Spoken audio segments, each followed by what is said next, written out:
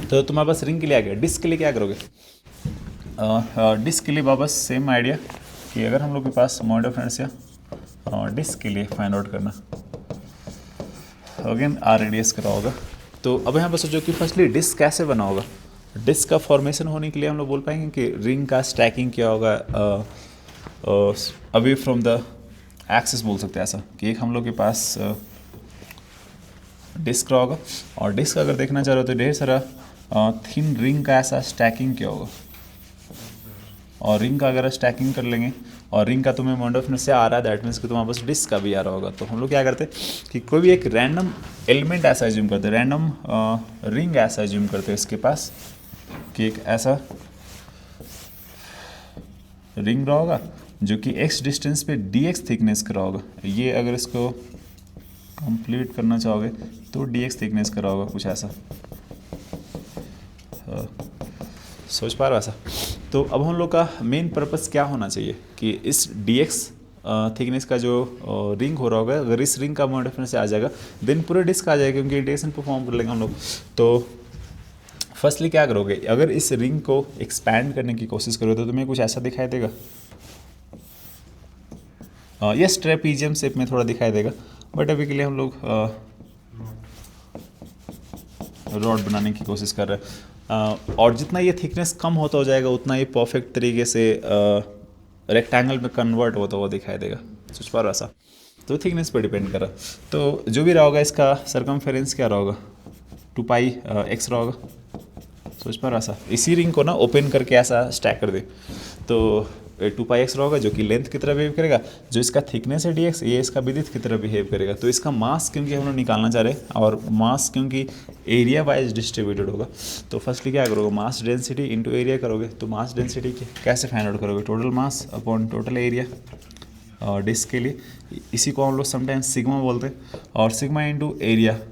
और एरिया अगर देख रहे हो तो इस रिंग का एरिया कितना आ रहा होगा, dx इंटू 2πx आ रहा होगा। 2πx जो होगा लेंथ, dx जो होगा भी दिख रहा होगा। तो काइंड ऑफ dm जो आ रहा होगा इस फॉर्मेट में दिख रहा होगा तुम्हें। सोच पा रहा हो सा। अब हम लोगों को क्या पर्पस है कि रिंग का जो मोमेंट ऑफ इनर्शिया हो रहा था उसका बस फॉर्मूला अप्लाई करना।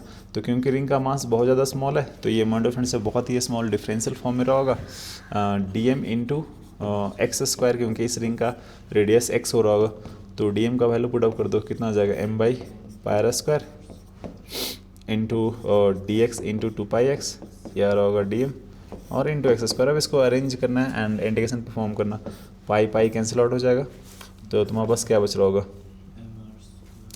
2v कांस्टेंट बाहर आ जाएगा, 2m/r² एंड बाकी x³ बच रहा होगा।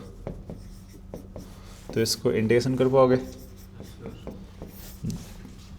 जब x 0 हो जाएगा उस टाइम पे मास 0 कंसीडर होगा, रिंग एग्जिस्ट ही नहीं करेगा, मोमेंट ऑफ इनर्शिया 0 हो जाएगा। जब ये x कम्प्लीटली r तक एक्सीड कर जाएगा दैट मीन्स कि moment of inertia 0 to r complete cover up हो जाएगा। दैट्स वाई सिंपली i इसमें हो जाएगा, ये r नहीं i हो जाएगा सिंपली यहाँ पे। तो मोमेंट ऑफ इनर्शिया i आ गया एंड देन 2m/r², इसका इंटीग्रेशन पुट अप करोगे कितना आ जाएगा, r पे पावर 4/4 आ जाएगा।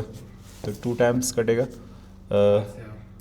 ओ सॉरी ये r² है ना, r² भी कटेगा। तो तुम्हारे पास क्या बच रहा होगा, m/r²/2 बच रहा होगा ऐसा, ये तुम्हारे पास।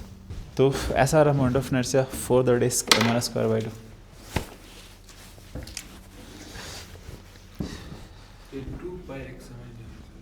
2πx सरकमफेरेंस हो रहा, लाइक सोचा ऐसा कि ये जो रिंग है इसको हम लोग कट आउट कर दिए किसी एक बेसन से एंड ऐसा रेक्टेंगल में कन्वर्ट कर दिए, बस स्ट्रेच कर दिया ऐसा। तो इस रिंग का सरकमफेरेंस क्या रहा होगा, 2πr रहा होगा ना, और जो रिंग का सरकमफेरेंस है वही तो इस रेक्टेंगल का लेंथ बन गया होगा। सोच पा रहे हो आफ्टर ओपनिंग। तो दैट्स वाई 2πx हम लोग करना चाह रहे हैं एंड थिकनेस जो रहा होगा वो विड्थ ऑफ द रेक्टेंगल की तरह बिहेव कर रहा होगा। तो दैट्स वाई dx हम लोग कंसिडर कर लिए।